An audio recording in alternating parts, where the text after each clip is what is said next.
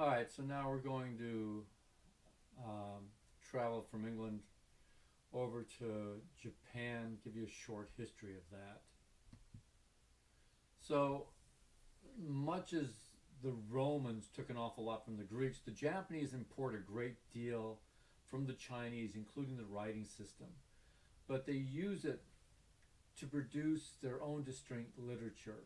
And because there aren't very really close ties to the people of China, it pretty well becomes an individual Japanese writing. They also adopt the concept of a state headed by a divine monarch, a government system based on administrative statutes and laws, and Buddhism becomes a state religion, right? And so you also have this other culture coming up, which the Japanese culture is just fascinating. They have a culture of painting, calligraphy, and actually of tea. There are tea ceremonies. It's also part of Zen Buddhism. Now, the Japanese use the Chinese writing system to produce text in two literary languages. So you have actual two languages coming out of this: vernacular Japanese or everyday Japanese, and a Chinese style writing called Kanbun. Chinese was the official language of the imperial administration and the Buddhist clergy. So this goes back to like England after the Norman invasion, that the people of England itself are speaking Middle English or Old English, and then the government is being run in French. So here what we have is the Chinese as the official language of administration and of the Buddhist clergy. So in England it was Latin for the Catholic clergy. So it's associated with a high status, serious purpose, and more importantly, male authorship. The men tend to write in that. Then Chinese style writing is non-inflected. It requires the Japanese reader to perform a translation by adjusting the phrases to Japanese word order and adding inflections. So with Chinese, it is the word order that matters as to whether something's a noun, whether something's a verb, that type of thing. Okay. Now, by the 8th century, 700 CE, the Yamato clan has established hegemony over most of Japan, so it's ruling in the Nara Basin. In 710, Nara became the first stable capital. This is modeled on Chinese capitals with a quadrangular grid of large avenues, a large palace complex to the north. And then they turned the medium of writing into a political tool that helped them enforce central control. The two earliest longer texts produced in Japan were historical chronicles that traced Yamamoto rule back to the age of gods. So what they're doing, and the Tudors will do this in England, when they try to claim ancestry with King Arthur, who actually didn't exist. They're trying to show that their rule is legitimate because they can trace themselves back to these gods. Now, this emphasis on God we get in religion. This is called the way of the gods, and this is called Shinto in Japanese. So there's a Shinto Buddhism. It's rooted in early Japanese folk religion and is concerned with the veneration of sacred sites in nature, the exorcism of evil-doing spirits, and purification from polluting forces. There's a lot of ritual in Shinto Buddhism. You have your house blessed. You have even things like a play will be blessed prior to the first performance, things like that, by the Shinto monks.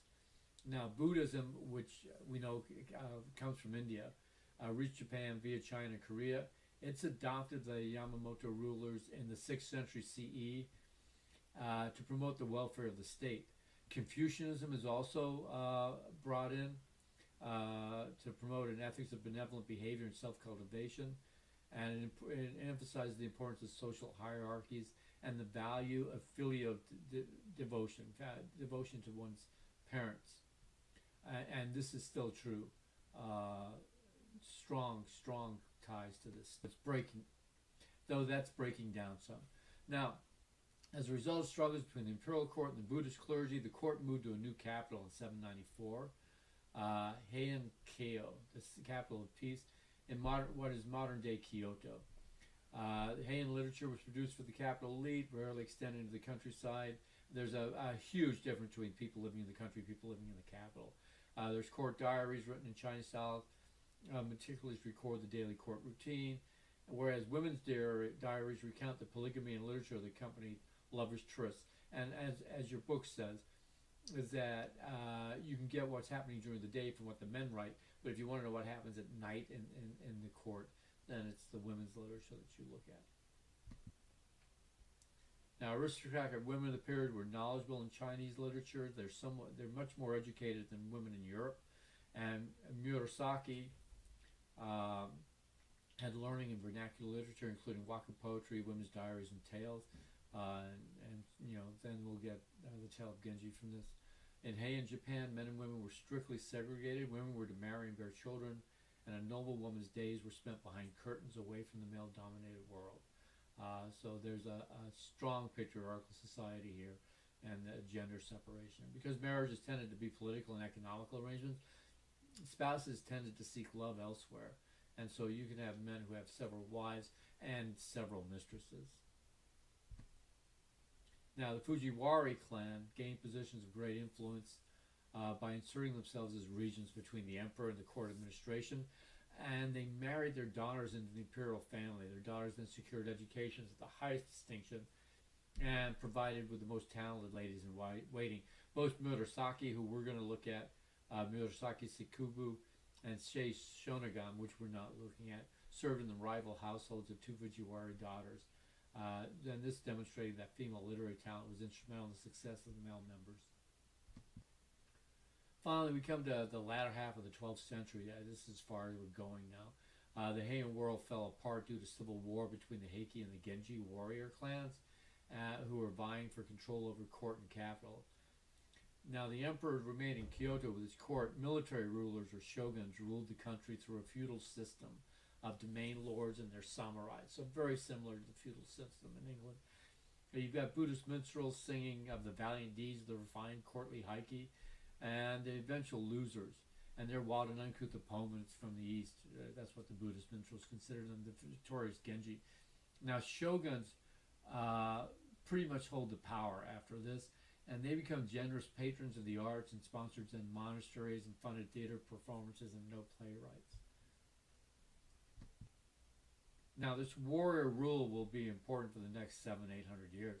And compared to the aristocratic Heian period, more people now had access to basic education and honor, and self-sacrifice, prowess, and loyalty to one's lord were emphasized. So the active involvement in the government was uncertain and no longer based on hereditary status.